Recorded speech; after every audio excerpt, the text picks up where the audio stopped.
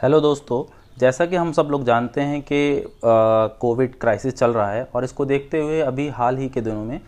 Students की तरफ से भी और अपोजिशन पार्टीज़ की तरफ से भी एक बहुत ही ज़बरदस्त डिमांड उठी थी कि जो बोर्ड एग्ज़ाम्स हैं, सीबीएसई के जो बोर्ड एग्ज़ाम्स हैं, उनको कैंसिल कर दिया जाए, क्योंकि मोर देन 20 और 21 लाख स्टूडेंट्स अपीयर होते हैं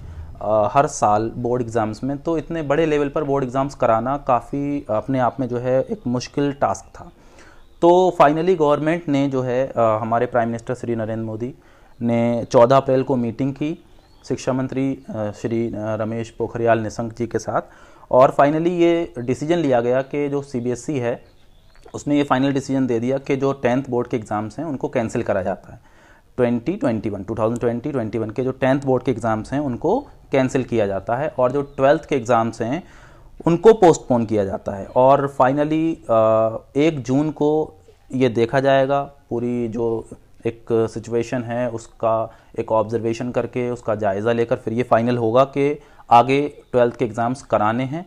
कब कराने हैं, और उसके लिए फ़ाइनल जो भी डिसीजन होगा वो 1 जून के बाद ही लिया जाएगा। तो दोस्तों, इसको लेकर स्टूडेंट के मन में बहुत सारे सवाल पैदा हुए हैं। हालांकि मेजॉरिटी ऑफ द स्टूडेंट्स जो हैं वो उस बात से खुश हो गए हैं कि हाँ, फाइनली गवर्नमेंट ने ये बहुत ही अच्छा डिसीजन लिया कि 10th बोर्ड के एग्ज़ाम्स को जो है कैंसिल कर दिया है। लेकिन कुछ स्टूडेंट्स ऐसे भी हैं जो इस बात से नाखुश हैं। हालांकि गवर्नमेंट ने जो स्टूडेंट्स इस बात से खुश नहीं हैं या उनको लग रहा है कि हमारे जो है एग्ज़ाम्स होना चाहिए थे या हमने बहुत ज़्यादा तैयारी की, हमें एग्ज़ाम्स देना है, तो उनके लिए भी गवर्नमेंट ने एक ऑप्शन रखा है यहाँ पर कि वो चाहें तो अपना जो है इस चीज़ को लिखकर भेज सकते हैं सीबीएसई के लिए, और फाइनली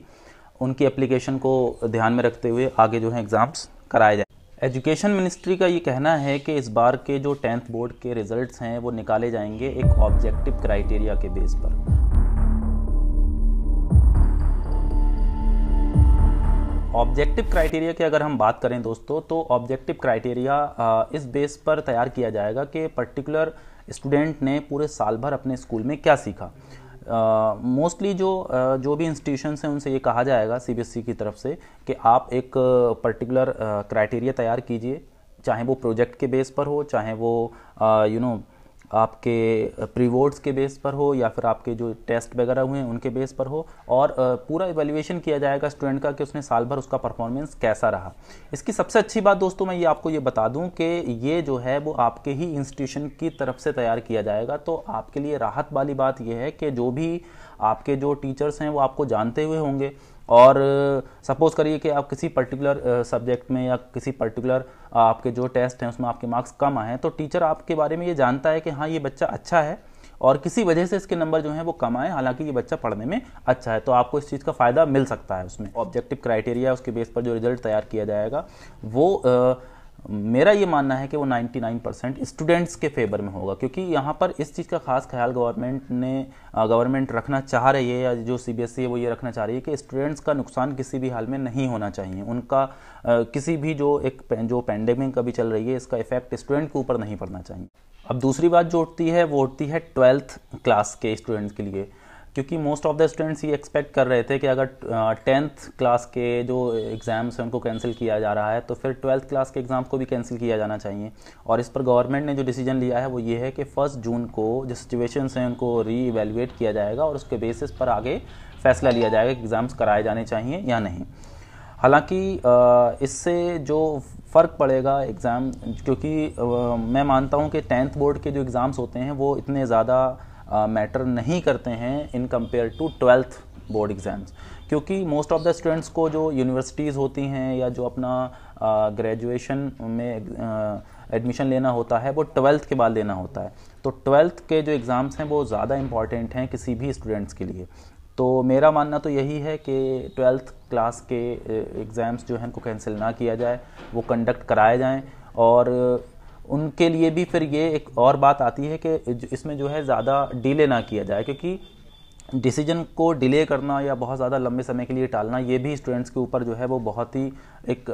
एडवर्स इफेक्ट डालता है, क्योंकि स्टूडेंट्स काफ़ी लंबे समय से तैयारियों में लगे हुए हैं। बहुत सारे जो हार्ड वर्किंग स्टूडेंट्स हैं वो एक पूरा साल गुजर गया तैयारी करते हुए, और अब उनको सुनने को मिल रहा है कि एग्ज़ाम्स कैंसिल हो गए हैं, तो ये एक एडवर्स इफेक्ट डालेगा उनके ऊपर। और दूसरा ये है कि अगर इसी तरीके से डिसीजन को पेंडिंग करते रहे तो फिर आने वाले टाइम में क्या होगा कि मोस्ट ऑफ द यूनिवर्सिटीज़ जो होती हैं उनके जो एडमिशन की डेट होती है, ये जो एडमिशन प्रोसेस होता है वो बहुत ज़्यादा लंबा होता है, और फिर स्टूडेंट अगर एट द टाइम उनको पता लगेगा कि एग्ज़ाम होने हैं या नहीं होने हैं, तो बहुत सारी यूनिवर्सिटीज़ में वो एडमिशन नहीं ले पाएंगे। एक और बात यहाँ पर ये उठती है कि अगर इसी तरीके से 12th बोर्ड के एग्ज़ाम को पोस्टपोन कर दिया गया और आगे भी किसी को नहीं पता कि अभी कोविड-19 की सिचुएशंस हैं, आगे जाकर सही होंगी भी या नहीं होंगी, चूँकि गवर्नमेंट ने कहा है कि इसको रीइवैल्यूएट करेंगे, तो अभी हम नहीं जानते कि कब सारे जो पर्सन हैं इंडिया में वैक्सीनेट होंगे, क्या सिचुएशन रहेंगी। तो इस तरीके से पोस्टपोन करना किसी भी पर्टिकुलर एग्ज़ाम्स के लिए जो स्टूडेंट्स होते हैं उनके लिए काफ़ी ज़्यादा नुकसानदायक होता है, क्योंकि बहुत सारी सबसे बड़ी बात तो स्ट्रेस लेवल बढ़ता है एक स्टूडेंट के ऊपर, जो उसके माइंड में ये समझ में ही नहीं आता उसको कि मुझे एग्ज़ाम देने भी हैं या नहीं देने हैं, मैं तैयारी करूं, कौन सी क्लास के लिए पढूं मैं। जैसे 10th वाले अभी तक सोच रहे थे कि उनको 10th का पढ़ना चाहिए या फिर 11th का पढ़ना चाहिए, तो ये स्ट्रेस बहुत ज़्यादा होता है स्टूडेंट्स के ऊपर। और दूसरा तो मैंने अभी बताया आपको कि जो इंटरनेशनल यूनिवर्सिटीज़ होती हैं उनमें एडमिशन लेना काफ़ी मुश्किल हो जाएगा। एक और इम्पॉर्टेंट बात है कि अभी तक 10th और 12th बोर्ड एग्ज़ाम्स के लिए सिर्फ CBSE ने ही डिसीजन लिया है, ICSE ने अभी तक कोई डिसीजन नहीं लिया है, और जो स्टेट बोर्ड्स हैं उन्होंने भी अभी तक कोई भी इस पर डिसीजन नहीं लिया है। तो मैं उम्मीद करता हूं कि जल्दी ही स्टेट बोर्ड और ICSE वगैरह भी इस पर अपना डिसीजन दें, ताकि जो स्टूडेंट्स हैं उनके ऊपर जो एक फालतू का जो प्रेशर है या फिर जो टेंशन क्रिएट हो रही है उनके मन में वो ना हो पाए, और जो भी सिचुएशंस हैं वो बिल्कुल क्लियर हो जाए उनके।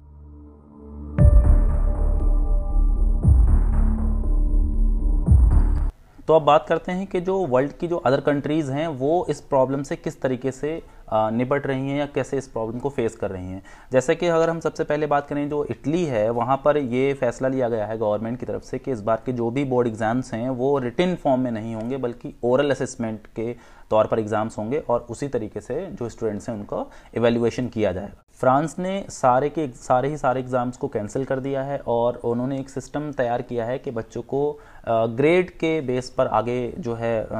प्रमोट किया जाएगा, और फाइनली कुछ पर्टिकुलर जो प्रोजेक्ट वर्क है वो स्टूडेंट्स को दिया जाए। यहीं पर कुछ कंट्री ऐसी भी हैं जिन्होंने ना तो एग्ज़ाम्स को कैंसिल किया है ना ही पोस्टपोन किया है, बल्कि ये कहा है कि वो जिस तरीके से जो एग्ज़ाम्स होते हैं वैसे ही लेंगे, जैसे कि जापान इनमें से एक है।